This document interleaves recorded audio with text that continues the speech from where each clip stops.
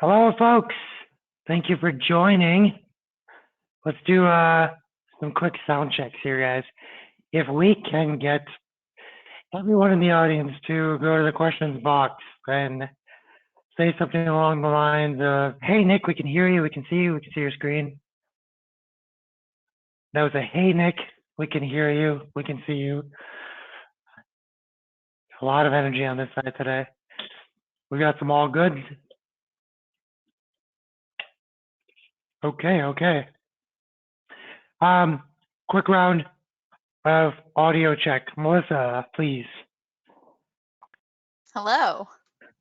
Fantastic. Laura? Hello.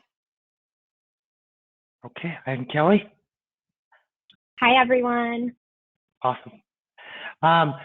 Kathy, you said, "Hey, Nick, I can see your screen, but I can't see you." Can you see Melissa or Laura? Out of curiosity. No, okay. Then you may have shrunk our portion of your screen a little bit much, or you're on your phone. So it's not going to show us. Potentially. One of those. Folks, we had a good number of people signed up today, circa 400, and we expect to get some good questions and some good engagement. Saw a lot of our clients on, so hello to our clients. But we do have a tradition. First part of the tradition is we don't start till 2:02 because the number of attendees is about to triple in the next 3 minutes. So in the meanwhile, the other part of the tradition is if you're not a client, or if you're a client and it's the first time you're joining an exclusive webinar, if this is the first time you're joining an exclusive webinar, you go to the questions box and you introduce yourself. It is tradition. Just let us know what your name is, what company you're dialing in from. Let us say hello to you. Let us get it in our heads who we're talking to. So as we go through the next 59 slides, we can think through things from your perspective.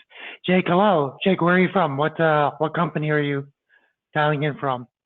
From PA. All right. Canvas Prints. Very cool. I like a name that tells us exactly what you guys do. Jordan from High Noon. Hello, High Noon family. Who else is here? Play it on us. What's your name? What company are you dialing in from?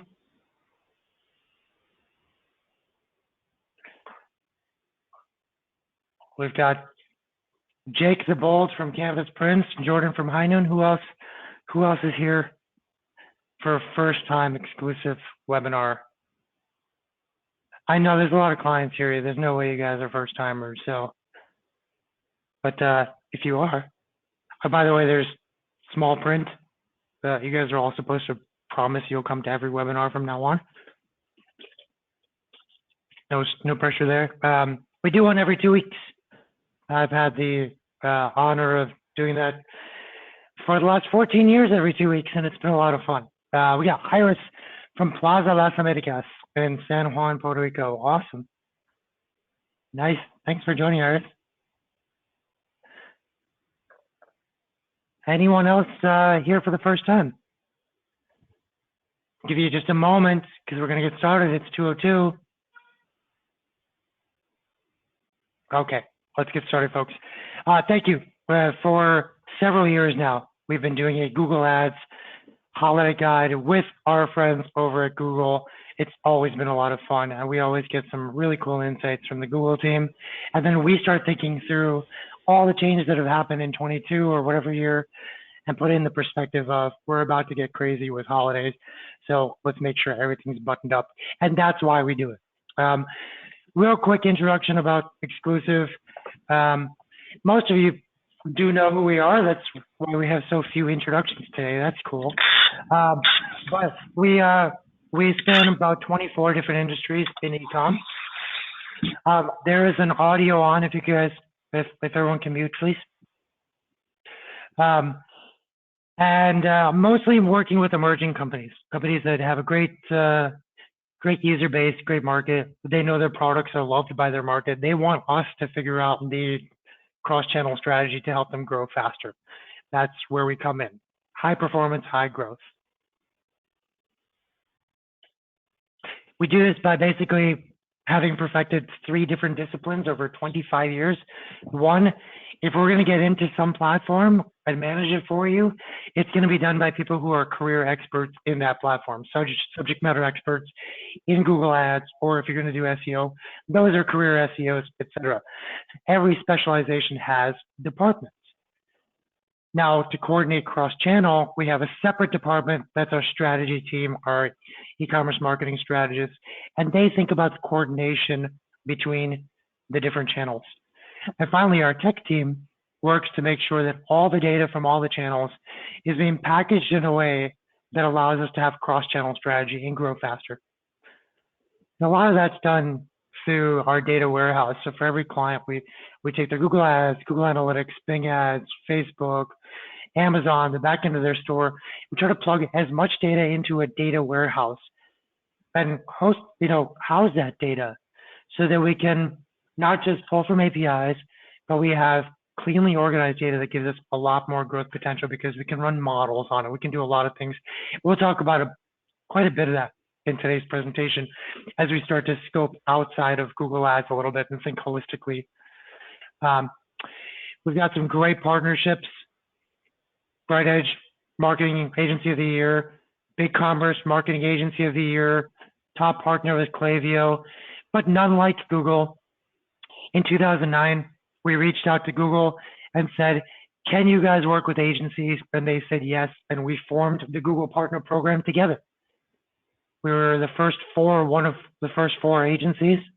We've been able to work really closely with Google now all these years, and our partners are phenomenal. Kelly, who's going to help present with us today, has helped us so much on our client side. And so we brought her in to talk to you guys, the clients, but also we've invited non-clients to this presentation. I will be speaking later. I'll quickly introduce myself. My name is Nick Raj. I'm the VP of Marketing Sciences. I'm the host of the webinar series every 2 weeks for the last 14 years. I was brought on to Exclusive to convert us from a project-based business where we used to do SEO and website projects, and I launched our solutions, our SEO, Google Ads, conversion testing, email, Amazon. I built our strategy team, did a lot of hiring until we went from about 6 employees to about 40, and then I started working with new clients exclusively. Tell me what your plans are, tell me what your struggles are, and I'll try to help put together a growth plan for you, and then we can start a partnership. So hopefully I get a chance to talk to a lot of you after this, but I will not be speaking for a while now. I'm going to pass now to our partner, Kelly from Google. Just side note, the Google offices were closed today unexpectedly. So Kelly's dialing in from a phone. She can't share video with us, unfortunately, but I'm hoping that she'll join a lot of future webinars with us as well. And I will be clicking for her today. Awesome. Thank you so much, Nick. It's always fun when Google is the one with the tech challenges, and that was us today. But anyways, my name is Kelly McMahon, and I lead a team of account strategists at Google. There are a lot of agencies out there, and only a handful of them have the type of Google relationship that Exclusive has with my team. In fact, they've been identified as an agency in the top 5 percentile due to their advanced use of Google's marketing solutions, in particular through their thought leadership of shifting from search and media product-focused tactics to consumer-centric ones, meeting consumers wherever they are and evaluating performance through a customer lifetime lens. We've been very busy partnering to prepare our clients for the upcoming holiday season, and I'm excited to take you through expected trends and ways in which you can win what we're referring to as the holiday marathon. All right, so first starting with trends. If we learned anything from last year's Q4, it's that the holiday season is now what we consider a marathon, and it's no longer the sprint we've been accustomed to in the past. The holiday madness returned in full force last year. The season transformed into a race of endurance fueled by pandemic-established shopping habits and behaviors that have proven to have legs in the foreseeable future. Without the right skills and preparation, You're going to burn out long before the finish line. Early consumer holiday pulse data has found almost 20% of Americans had already started holiday shopping as early as May of this year. At the end of last season, 37% of consumers said they planned to start shopping for holiday earlier in 2022. However, early pulse data is showcasing an even much larger number. Over half are planning to shop for their holiday purchases earlier this year, and almost 40% already have ideas for the gifts that they plan to buy. Last season, we witnessed shoppers expanding their openness to new brands as supply chain and out-of-stock challenges disrupted the loyal brand buying experiences for many shoppers. Early indicators are also finding this to be true as we start the year. For example, there's a 15% increase in non-brand toy searches year over year. However, beyond openness to new brands, consumers are also self-identifying their specific needs within many of these broad searches. They're personalizing their own customer experience. We've experienced a 23% increase in the use of for qualified searches. For example, instead of searching top holiday toys, we're now seeing consumers search for things like top holiday toys for toddler boys or best hair products for women over 40. Every holiday journey is going to be different and unique. The upcoming holiday will not be a binary one, but rather what we're calling a holiday multiverse, as no two shoppers will have the same experience and or needs, especially in the current financial and economic climate. Early 2022 search behaviors are also reflective of this dispersed impact of rising inflation among different household income levels. And the pressure is really greater than ever. While it's becoming increasingly more difficult to anticipate shoppers' behaviors, consumers still expect brands and retailers to provide them with the most relevant, personalized experiences possible throughout their shopping journey. In tandem, shoppers' data concerns and the increased number of legal regulations have raised the privacy standard, causing manual legacy personalization tactics to become less effective and obsolete, such as losing the use of cookies. So 3/4 of people say that they only want to see ads that are relevant and useful to them. However, consumers are increasingly protecting their information. 70% of holiday shoppers are taking at least one privacy action when researching or purchasing. Examples of this is using a fake email, shopping in privacy mode. It's making it harder for us to personalize. Only 25% of holiday shoppers received benefits that they were expecting when they did share their data. So the race conditions have also changed, including across inflation and rising costs, where 69% of shoppers are concerned. Omni-influence, with 70% buying most items in store, but 2 in 3 already having the decision made before they even walk in. And consumer sentiment, which is the lowest level it's been since August 2011. We need to take into account all of these as we craft our holiday plans.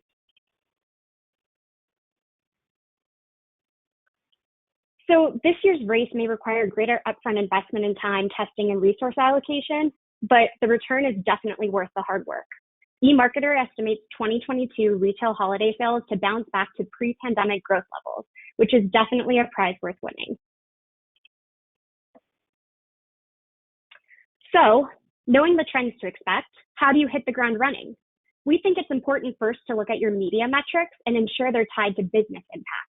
We recommend to look beyond the surface of online revenue and ROAS targets and dive deep, looking at customer acquisition goals, profit margins, variable costs, lifetime value and measurement and attribution.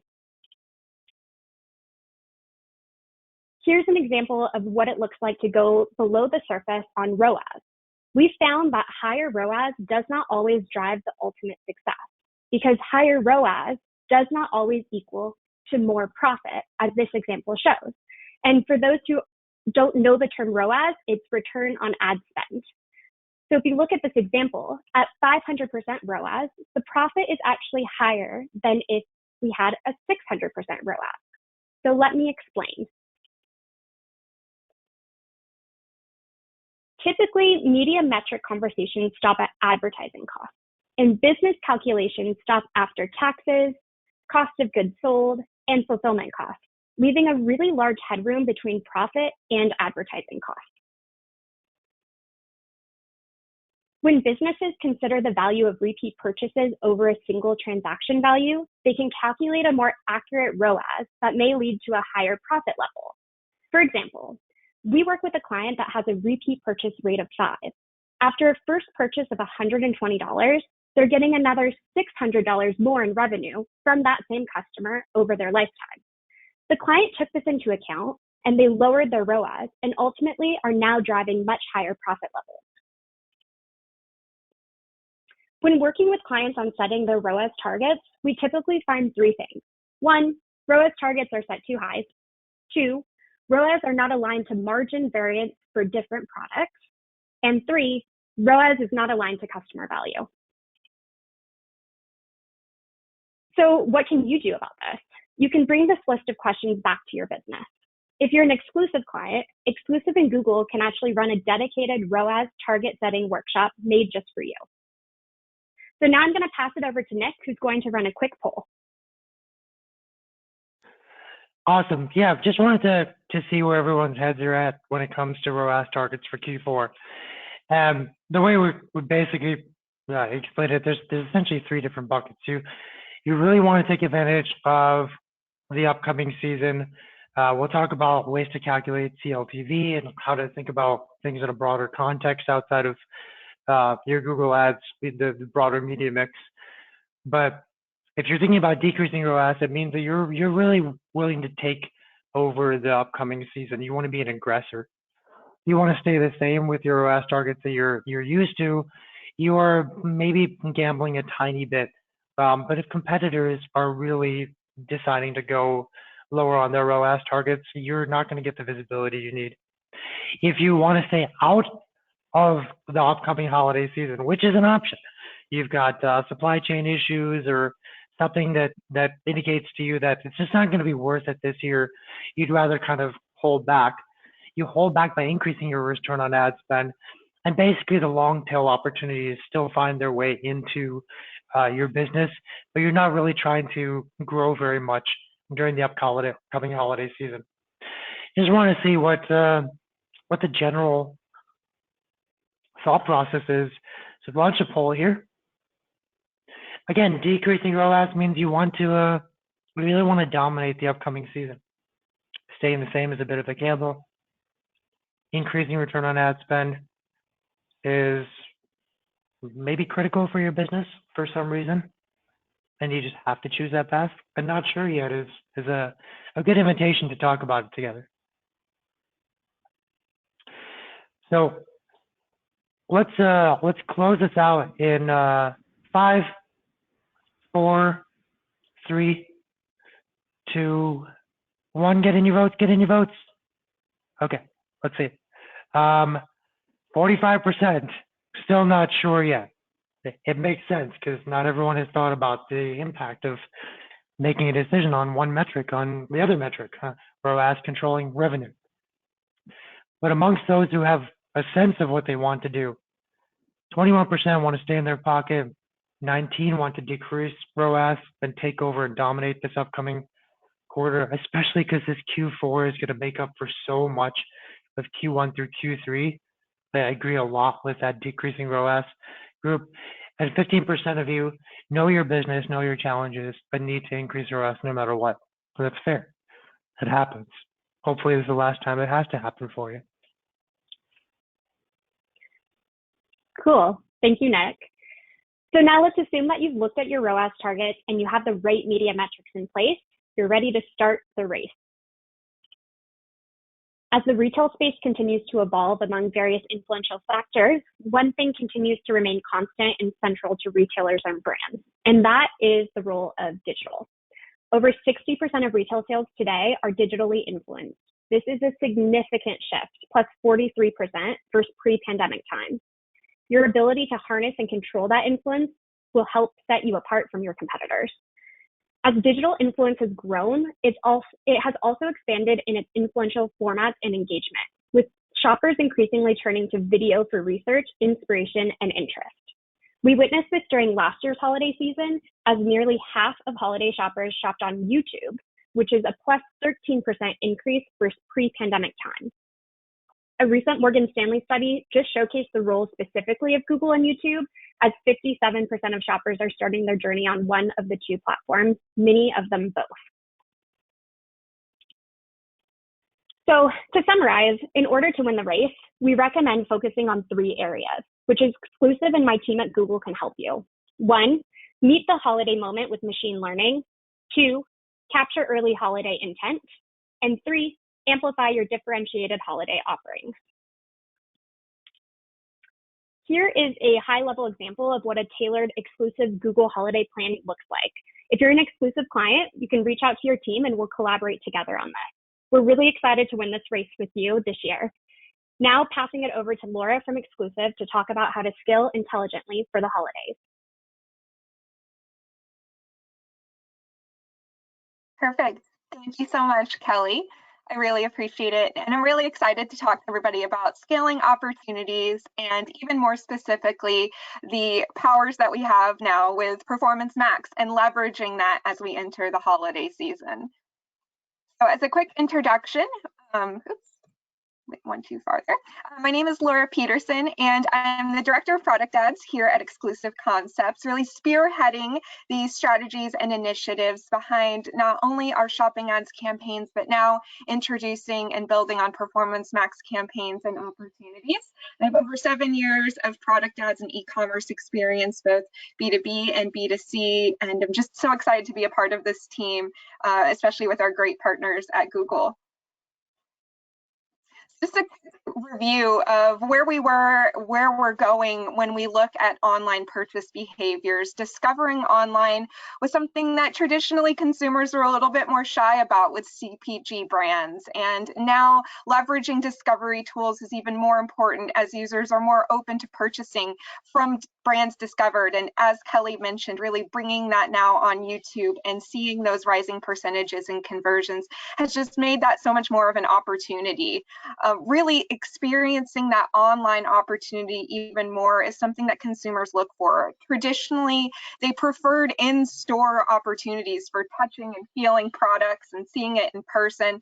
And over the years, it's become a little bit more of a situation where users aren't as comfortable going into the stores. They would prefer to purchase something online so they don't have to go in-store. I know I personally have become a huge fan of in-store pickup. I leverage it whenever I can.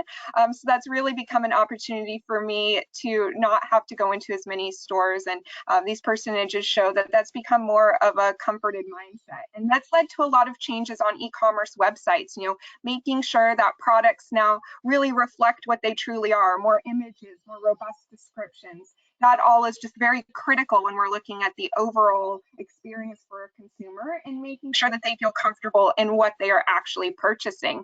In fact, 50% prior to the pandemic said that they'd never buy a CPG product online. And now we're seeing that 74% buy CPG products online. So again, really increasing that experience and making users feel comforted in what they're purchasing. So, I'm clicking too fast here. So how does Performance Max specifically fit into this overall big picture strategy, especially as we enter the holidays? So optimizing our search content is, of course, a critical component into starting consumers in this overall journey. And Performance Max falls right after capturing that demand that we have now begun to optimize around.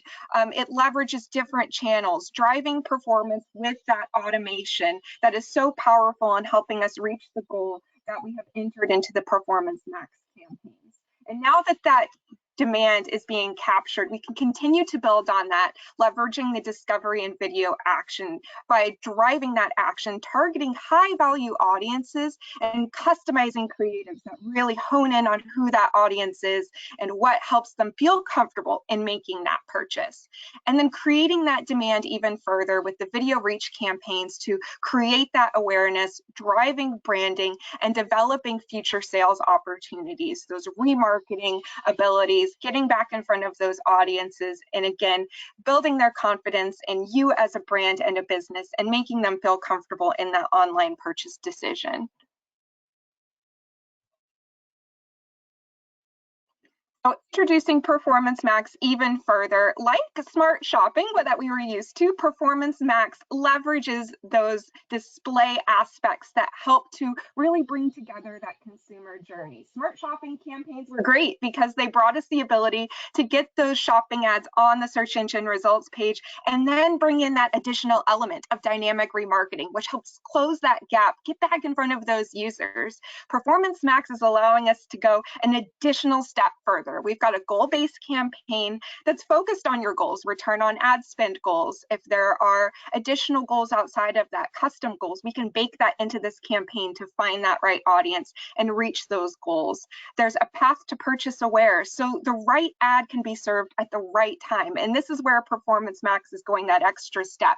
We're not only restricted to the shopping ads and the dynamic remarketing aspects, but now we have a lot more surface opportunities across the network to help us identify when is the right time to show an ad to that user on the right surface, and always serving the best inventory. Like smart shopping campaigns, Performance Max is looking at what inventory is driving those interactions, what's bringing in those conversions. And while that product ad might not necessarily be getting all of the conversions, that product ad is bringing those users in and is driving those goals to be met. So there's definitely that great aspect of leveraging that automation to reach that goal, just like we were familiar with before.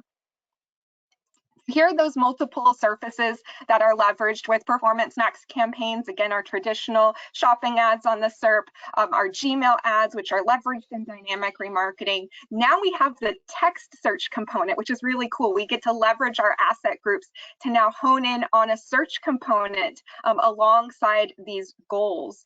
We have YouTube being brought in. Again, such a great opportunity to tap into, and now Performance Max is letting us do that as well. The discovery surfaces across Google, additional display opportunities, and for our folks with local inventory ads opportunities and store visit goal tracking, that's been in beta and is rolling out on Performance Max. So we do have a great opportunity to chase those goals here as well. So the makeup of a Performance Max campaign, again, we've got those campaign goals, enhancing that automation, especially where we have return on ad spend goals coming in. This is really where we see the heart of these Performance Max campaigns really work well to help us reach those goals. And just like smart shopping, help act as a safety net. So when those goals aren't being met, we have the opportunity to optimize the components to help us reach that goal. And we can, of course, create those custom conversion actions like I was just talking about, where we're reaching maybe things outside of just an online purchase, whether that's form submissions, adding these shopping cart additions in. If users are adding items to their shopping cart, we want to track those as a goal, is absolutely something we can build into the campaigns. Leveraging listing groups is really important in Performance Max. These are our product listings, and being able to segment out those groups gives us a lot of ability to optimize these segments, build additional campaigns that are going towards those goals. Audience signals, super critical. These include your custom signals, your demographics, your remarketing, and this is even more critical at the beginning of our Performance Max campaign. It helps us identify this is the audience that we want you to go after, and here are the components that we want you to use. And of course, our asset and asset groups. These include your video, images, logos, descriptions, and your long and short headlines. These are what are being roped into being leveraged on all of those surfaces like the text ads, the shopping ads, and those display components. Updating your asset groups for the holidays. This is a huge opportunity, and Google has provided really great resources in Performance Max campaigns to help make the right decisions for these assets.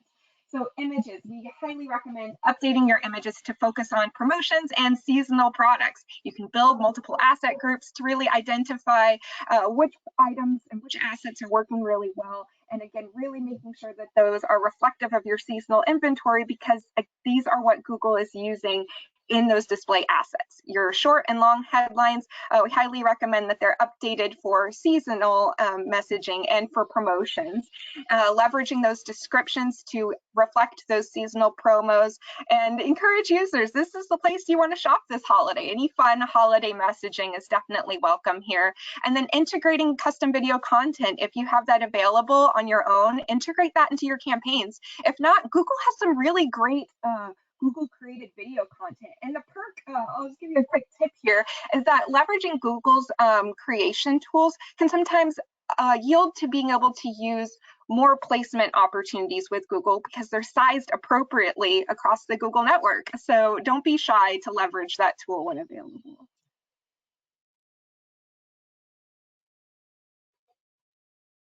Here are some tips from us to you on a higher performing Performance Max campaign, especially going into the holidays. Splitting or updating your campaigns can be a great option either or. So option one, you can keep your current campaign structure, but swap in those holiday assets, those subscriptions, promotions, building additional asset groups to kind of rotate within your existing campaigns. If you're not introducing new products, if you're not introducing new goals, can be a great way to use your existing structure to take advantage of the holidays. But if you're introducing new SKUs into the mix, if you've got new holiday goals, etc., being brought in, creating new Performance Max campaigns could be a really great strategy to be able to see that holiday performance really in a niche way. Seasonal bid adjustments. This is new, introduced Performance Max for Google. It's something we've had before, but we can now make seasonal bid adjustments. But we also can leverage feed opportunities in that data feed in Merchant Center to help us bid even more granularly on seasonal opportunities. So here at Exclusive, we have a great feeds team. They're just incredible, and they've got stellar software that helps us build in labels and logic to make those segmentations in the data feed and in Performance Max. Again, if you've got seasonal inventory or certain pieces of inventory that you'd like to segment out and focus on, don't be afraid to leverage those attributes in your data feed to help make those segmentation decisions in Performance Max. Combine with other ad types. This is kind of where we started talking about Performance Max today, and it's a great way to kind of tie it off. It really focuses on identifying that goal, showing the right product to the right users at the right time. But we don't want to forget about the power of those other ad types being leveraged alongside it. It's really focusing on, okay, this user was interested in this product, how can I get them back? But there are so many other opportunities in the cycle of a user that we want to make sure we're covering those. And combining Performance Max with the video action, discovery, and display opportunities has really brought in about a 13% more sales at the same CPA. So again, making sure that there is no stone unturned in that journey, and making sure we're helping make sure that consumer feels like, yes, I know this brand, I know who they are, I know what I'm purchasing, just really builds that confidence in their journey and makes them feel comfortable purchasing from you. Optimizing and splitting regularly your assets. This is a huge one. Google's interface in Performance Max is fantastic because they actually give you a ranking of your assets performing. So if you start to see assets performing poorly, that's a tongue twister, then we highly recommend swapping those out regularly. That's something our team looks at really closely to see what's working and what's not.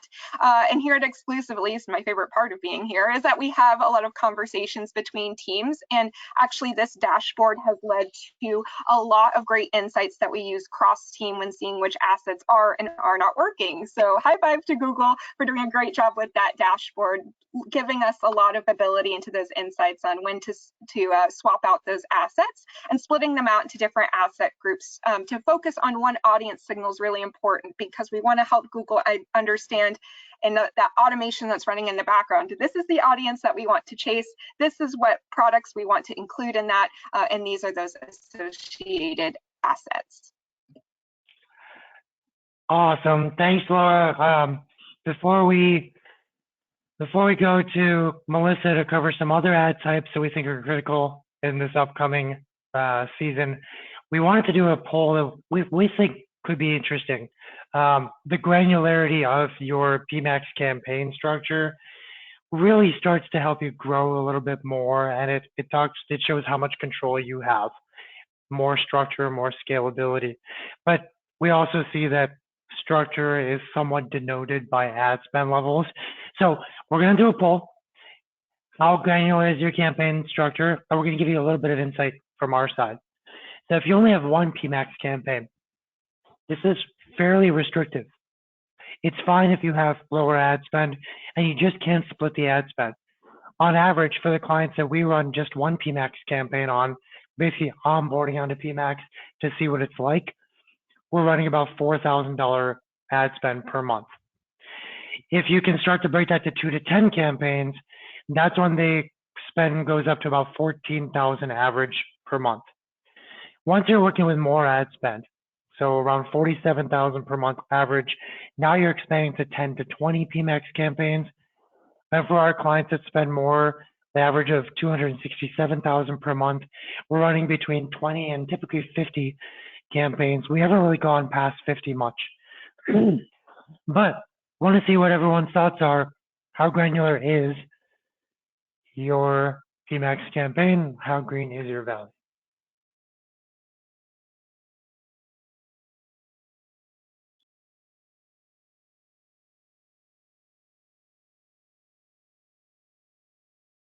A lot less not sures than I expected. That's awesome.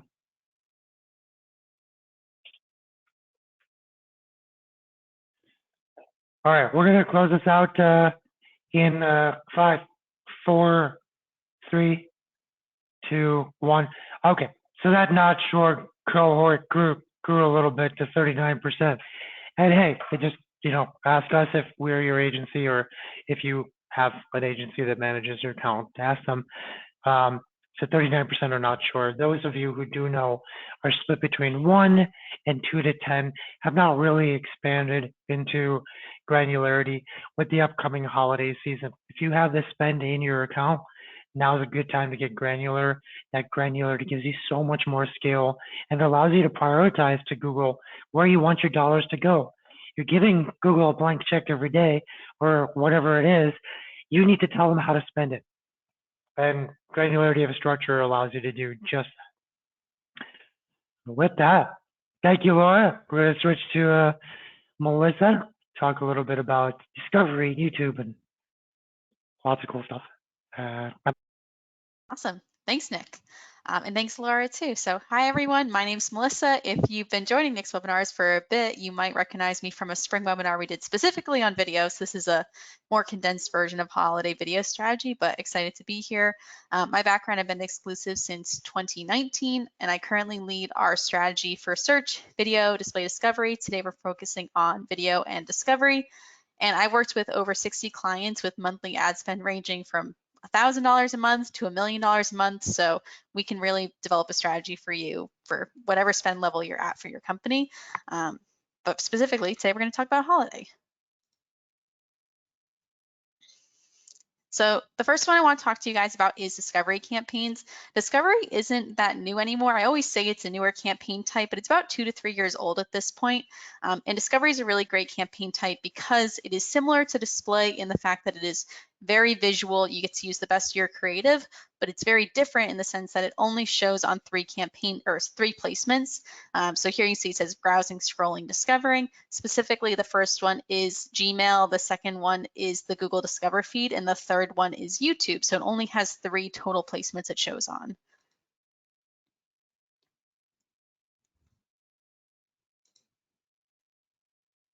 I think I clicked, there we go. So specifically for discovery ads, you have the ability to reach upwards of 3 billion consumers at the right moment to drive conversions, or specifically actions, as we say with video action campaigns and also with discovery. Basically, action is, whatever you're tracking for conversions, that's what we're going after. This case study with UGG specifically showed a 10-to-1 return on ad spend, 8 times higher click-through rate, and 60% lower CPA. I'd say the biggest call out that we see across the board for clients is that click-through rate. It is always very, very strong on discovery campaigns, but more specifically, it's strong when you compare it to other campaign types like display, video, all those ones. So after seeing Laura's side of the presentation with Pmex, you may be asking, why would I even invest in other campaign types? Pmex clearly touches on everything. And you're not wrong. Pmex does touch on a lot of different campaign types, or not campaign types, placements on Google. So we're going to dive into that a little bit here. So first with Pmex, the reason that you'd still want to build out discovery campaigns, even though you're running Pmex or running other campaign types, is because with discovery, you still have more control over the segmenting out of audiences. So like Laura mentioned, there's audience signals on Pmex where you're directing Google in the right direction of where it should be going after, but it still in theory can reach outside of that. We're pointing in the right direction, but Google's going to still go after customers in whatever way it can. On discovery, we still have that really granular control over whether they're a cold audience or a marketing audience, in theory, as long as they're all being tracked properly. So that's why we would still use it. And also Google is going to determine whether or not to show your campaign based on ad rank. So we can control ad rank differently than we can control it on Pmex, and also the vice versa. Why would you use it instead of display or in tandem with display? Hopefully, already mentioned it, but less placements, but they are stronger value placements. So while on the Google Display Network, you have massive reach. On Discover, you only have the YouTube, Gmail, and the Google Discover feed. They tend to drive higher click-through rates. You're not gonna have to worry about like spam placements or children's YouTube channel, or not YouTube channels, Google children's sites, that's the word I'm looking for, or anything like that, because even though it's 3 placements, they are some of the strongest placements out there. Instead of video or in tandem with video, it's better at driving site traffic. So I love YouTube. We're gonna talk about YouTube in a couple slides. It's a great platform for driving awareness and driving conversions, but it's not always the best at driving actual site traffic. The path people go through on YouTube is typically viewing it, and then later on they come to your site. Discovery gets people to the site right away, and during holiday, that's really important. So with YouTube, or not with video, it's great at building awareness, but not the best at site traffic, whereas Discovery is great at site traffic and click-through rates, of course. And then compared to Meta, so many of you may know that iOS 14 came out and that completely changed the way that Meta works for us. YouTube is still, I keep saying YouTube, Discovery is still really great at driving, conversions that we can track through Google's attribution model through audiences that we still have control over as well. So that's why you don't want to use them all in tandem. Great. And then, so updating your discovery ads for the holidays, our 4 tips are here. We want to spend early, we want to spend enough, we want to focus on window shopping, and then also focus on making holiday specific content. So for spend early, we want to make sure you're testing and spending early. So right now is the time to really be investing in discovery campaigns. Specifically September, October, come November, it's no longer spend early, it's you're in the moment, we need to spend now. So we want to make those informed decisions now, test it out now, get it ready to go. There we go. Also want to make sure you're spending enough. So depending on your bid strategy that you're using, whether it's max conversions or TCPA, you're going to need to spend about 5 to 10 times the average CPA to get conversions on discovery to make sure it's really working. So we want to keep that in mind. We also want to focus on window shopping. So you want to lead with your strongest promos and products to really draw new and old customers in, whether it's remarketing or cold audience campaigns. And then for holiday only ads, we want to make sure that we are really utilizing the holiday content you have. So whether that's URLs, value props through the descriptions and headlines, holiday images, anything like that. Awesome. So that's discovery. Now we're going to jump into video for a little bit. So for our video campaigns for holiday, we really want to balance using both video reach and video action campaigns. So video reach is great for driving impressions. Video action is really great for driving conversions and revenue. If you think of the marketing funnel or the VAC model, as we'll get into, you want to touch all those points on it. Video reach is up here, video action is down here, and it's going to really help you drive those conversions home. In between, so if you look at top and bottom, there's always that middle chunk. You want to also remember those video viewers. So once they've watched your ad, but they haven't made it to your site, where do they go? Most people, they just get lost to the internet. You don't want to forget those video viewer audiences. So we're going to fill that middle in by targeting those people specifically, which you can do with YouTube ads. For holiday creative specifically, you want to make sure to swap out your text overlays on old videos for new videos. So I like to tell clients there's no need to reinvent the wheel. You don't have to make from scratch, get in the studio, make new content for holiday. If you have an old template or a video you used before, you can really easily swap out those text overlays, whether it's Labor Day promo or whatever it is, you can swap it out for holiday content specifically and get that message home. I also say as a bonus, add in Christmas music overlays like jingle bells, make sure it's not copyrighted, but you can overlay that too and really give it a holiday feel. And then of course, if you don't have content and you don't have even the video to swap out the value props for, Exclusive's here to help too. So we can make video content specifically with our creative team, or we can use tools like Video Builder, Canva, any of those to get you going. And so that's building your strategy. Now we're going to refine it a bit. So once your video campaigns are launched, you want to make sure that you are using the proper tools to really leverage your video campaigns. So that includes uploading exclusion lists. So if you've been on YouTube before, you'll know there's children's YouTube channels out there. There's kids, not even just children, but like teenage content. There's mobile apps. There's a lot of placements we don't want your ads to show on. So we want to use exclusion lists to make sure that's accurate to where we should be. You can also now add feeds to your video campaign. So feeds typically lead to a higher click-through rate. I had one client specifically that's cited here. We saw click-through rate on YouTube increase by 73%. And if you remember from the discovery slides, YouTube is not the best for driving clicks. So if you can do anything to leverage it a little bit better, you want to. So feeds is going to be that solution. You can also now add site links to your video campaign. So if you have a Black Friday page, Cyber Monday page, gift buying page, anything like that, you're gonna wanna add it to your video campaigns as well to drive any clicks we can get to the site.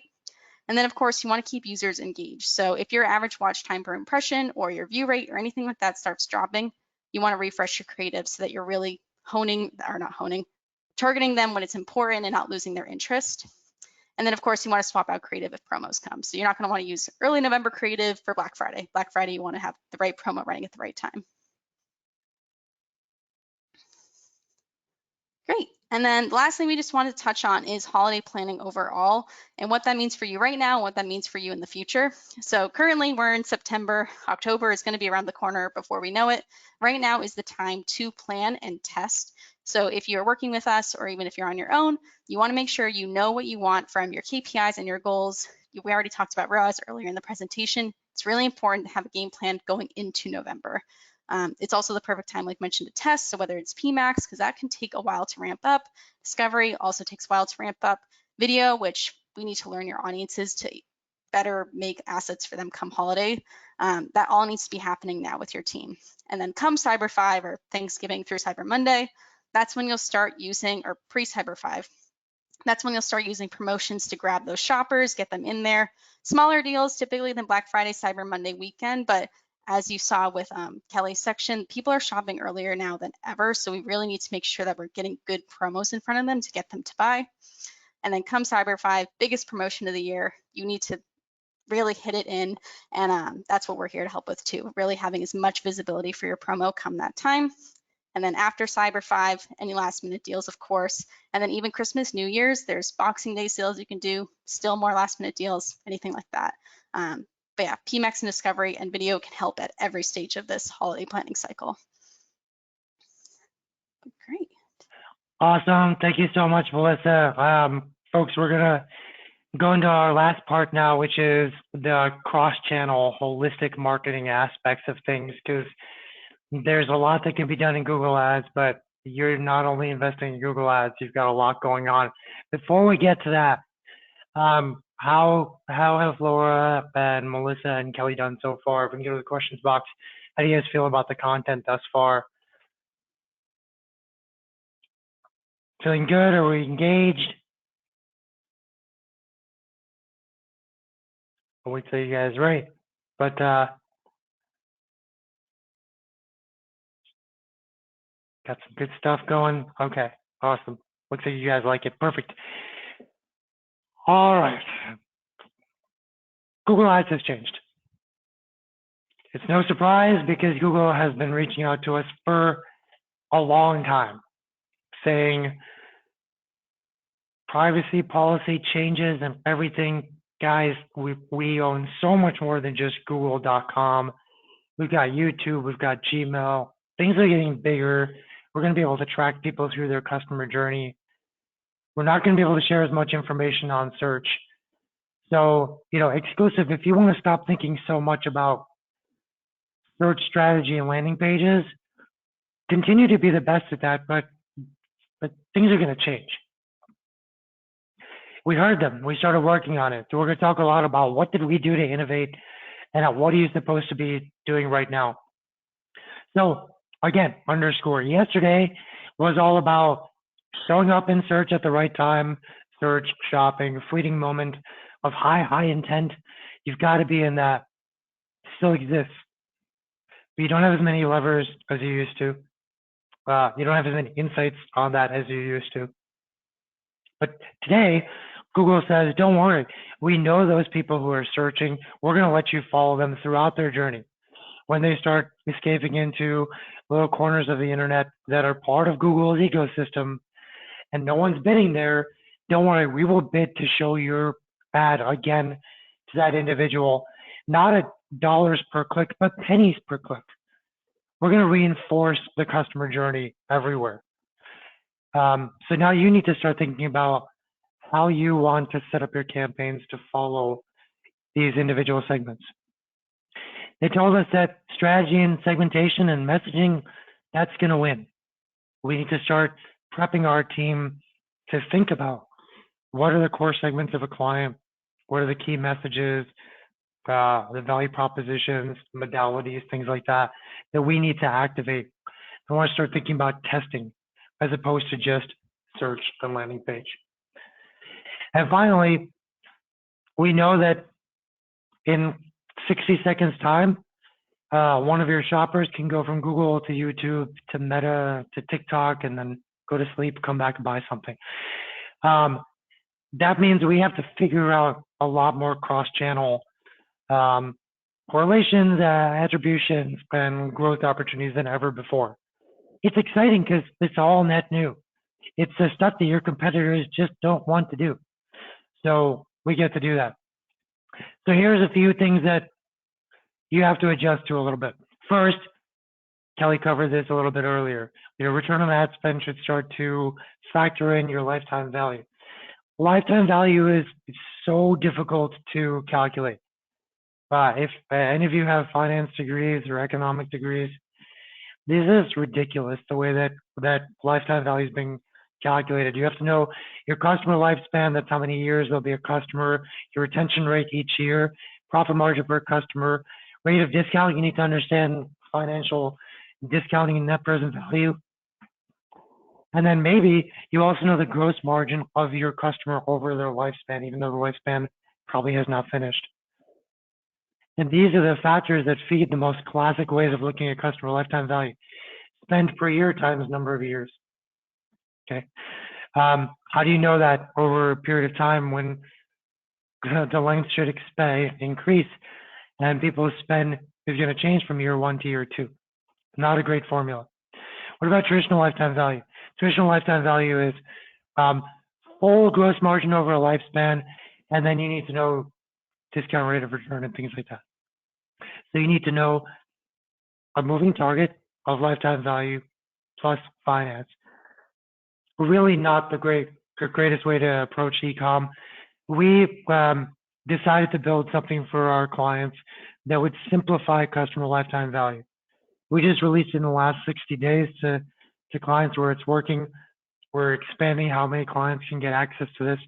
But the cool thing about this is we're looking at a snapshot maybe every 6 months and saying 6 months ago, within the first 30 days, that's month 0, what was the customer lifetime value that we were able to achieve? And in these 6 months, we activated more SMS-based automated flows, deeper remarketing on Meta, a lot more marketing on Google Ads. And now the customer lifetime value in the first 30 days has improved. This is from an actual client. July 2020, first month, produced $50. July 2022, through optimizations over 2 years, now every customer is worth $83 in the first 30 days. This is how you want to manage, because that short term is really meaningful, but it helps you set new goals on a monthly basis. But classic challenge today is you're selling D2C, you're selling on Amazon, you've got Google Ads firing off, you've got Meta Ads firing off, you've got Amazon. How do you know how they actually help each other out? And there's been a straw man solution for this for a long time. Since the 80s, 90s, people have talked about media mix modeling. No one really built a great media mix model for e-com though, until we started building one. And first we got it down to 20 clients. We got it down to about 50. We had 100, 120, 170, and now it's working for 203 clients. For 203 clients, we can run a media mix model with a positive coefficient, which means we actually can get some good data. So first of all, what is a Mediamix model? It is taking 1 year's worth of data, as granular as possible, from Google Ads, Meta Ads, and Amazon, and starting to look at the byplay of when you advertise on one and how it creates growth in another spot. As people find you on social, they validate you on Amazon, but they get a better deal on your website, or vice versa. And we're able to see now through these correlations, through linear regression, what we could potentially do. Let's run models now through the data.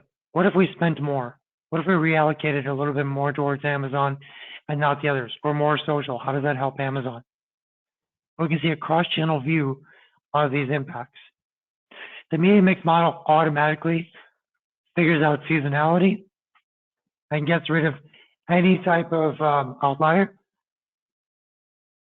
And in the end, we're able to bring for our clients suggestions that can help them grow significantly faster.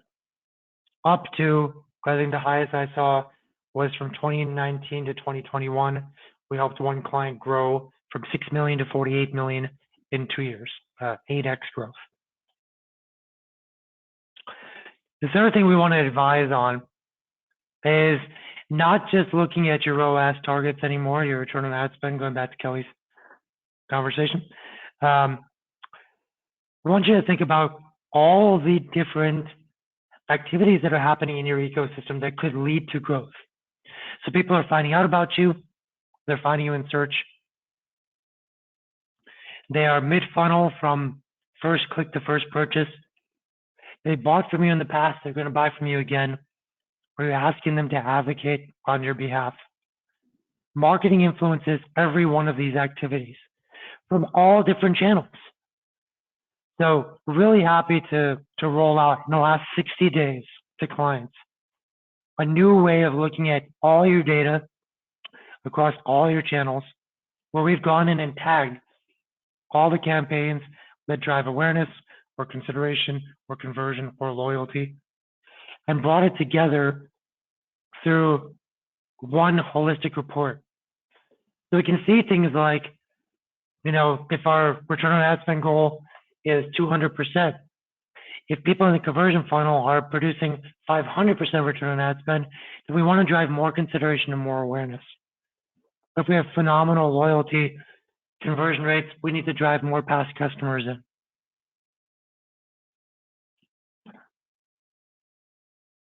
Now, once you know that there are these different activities, you also need to know your business. But we've identified that there's two different types of businesses. A business where if someone searches for your category and they see you show up in Google Shopping,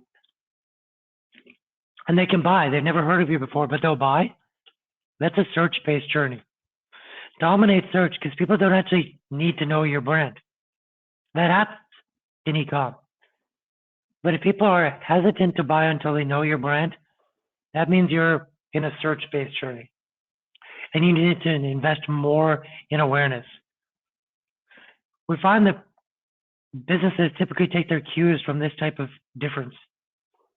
And search-based businesses typically invest very low in awareness and a lot in consideration and conversion. And brand-based businesses invest mostly in conversion and loyalty and as much as they can in awareness. And that helps you survive. It helps you create high efficiency, medium growth. But if you want to be the dominant player in a search-based journey, you're going to up your game in awareness. But if you want to be the most dominant in brand-based, you want to be as aggressive on awareness as possible and even take some risks in consideration. There's a lot of channel ideas that come from that way of thinking. And it's good to know when you should not be advertising. So we developed some simple rubrics for that. For example, if your organic rankings are less than 2,000 keywords, or you have more than 15% of your keywords on page one, you probably don't need to invest in SEO at the moment. You're doing okay. Similarly, TikTok, Pinterest, etc., all these channels that could feed awareness, consideration, conversion, they have some rubric that you want to follow. Now we're offering for non-clients, if you'd like to have us kind of walk you through creating a plan for you, we'd love to do that. And that means in the first meeting, we just try to get a sense of whether you are a good fit. Second meeting, we start to learn a lot about your customers, your segmentation, your competitors, what you like to see from agencies, what you don't, and then what your goals are. And then step 3, we deliver a plan, a customized plan that goes through search versus brand-based journey, trying to figure out your awareness and consideration, et cetera. We get down to the channel level. We get down to segmentation strategy. We really customize a plan to help you grow. And if we need to, we go into a deeper dive on something like Google Ads, which we've offered here as well. So I'm going to let this stay up for another few moments. Folks, if it's not a fit, please just answer no, it's not a fit. I know many of you are clients, so you don't need to answer at all. We'll close this out in 5, 4, 3, 2, 1. Thank you, folks. And let's see if there's any questions. It seems like we got a couple questions here. So whoever wants to take this on our side, how do you typically break up Pmex campaigns? By audience, product, etc.? And then that's for you, Laura. I love that question. That's a great question. When it comes to segmenting out your Performance Max campaigns, I would definitely look at your inventory and your categories as a jumpstart to help guide you. When you're looking at your inventory where there's differences in the audience targets, if there's differences in your budgeting, and if there's differences in the way that you want to report on that data, definitely look to that for segmenting out those different campaign types. And that's definitely something our specialists can talk through if you're a current client that asks that question, so that we can help make those proper decisions, especially ahead of the holidays. And there's another question specifically to Pmex. How can you use your product labels in the feed for in-the-season products to set up bid signals and bid adjustments in Pmex? Definitely. There's a couple different ways that you can leverage your feed to help make that segmentation. Leveraging custom labels can be a great way to identify those products. Simply adding a custom label of any sort of identifier that speaks to you so that you can make that segmentation at the Google platform within the Google Ads Performance Max campaigns. Find that custom label and make those segmentations per campaign. Additionally, leveraging software tools to make those on very quick scaled. So if you have a lot of SKUs, thousands of SKUs, using a software to quickly identify those and make those custom labels could be a really quick way to get that implemented in your Performance Max campaigns. Again, if you're an exclusive client, talk to your specialist about it. We can get you in with the feeds team to make those really quickly on Merchant Center. Awesome. We've got one more question here. What attribution model do you like to use? Any third-party attribution tools that you recommend? Anyone wants to give their opinion? I'll give a starter opinion here. In platform, in Google Ads itself, would definitely suggest using DDA. If you have at least 200 transactions, ideally at least 400 transactions per month. If you don't, then positions-based would be a good way for you to get a good sense of first, last click, and 20% split between the remainder. For cross-channel, though, we'd use Google Analytics, the data, not Google Ads native tracking, and would use DDA there as well if possible. But try to use the tool to check out how your recommendations change. If you want to see the fastest growth, though, and you want to be less conservative, you can go as much as first click. And that does adjust a little bit if you're a brand-based versus search-based business.